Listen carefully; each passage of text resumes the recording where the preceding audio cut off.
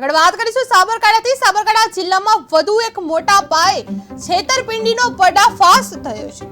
સિકંદર સલીમ લોઢા સામે બિહારના મુસ્તકીમ હુસેન અલી હુસેન નામના યુવાને હિંમતનગર ગ્રામ્ય પોલીસ મથકે વધુ એક ફરિયાદ નોંધાવી છે।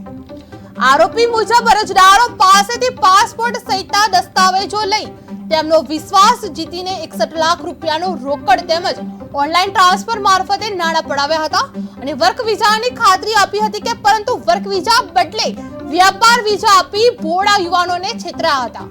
આ સિકંદર લોઢાની પ્રાઇવેટ લિમિટેડ કંપનીએ ગુજરાત સહિત દેશભરના અનેક યુવાનો સાથે છેતરપિંડી આચરી હોવાના આક્ષેપો થઈ રહ્યા છે।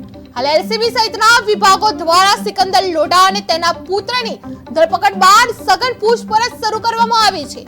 પોલીસે આઈપીસીની વિવિધ કલમો હેઠળ ગુનો નોંધ્યો છે અને તપાસ આગળ ધપાવવામાં આવી રહી છે।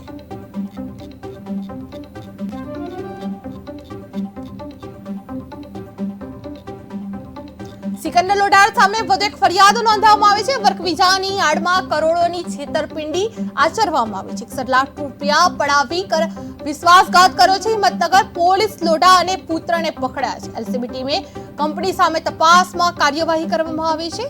વર્ક વિઝાની આડમાં કરોડો રૂપિયાની છેતરપિંડી આચરવામાં આવી છે। સિકંદર લોઢા સામે વધુ એક ફરિયાદ નોંધવામાં આવી છે।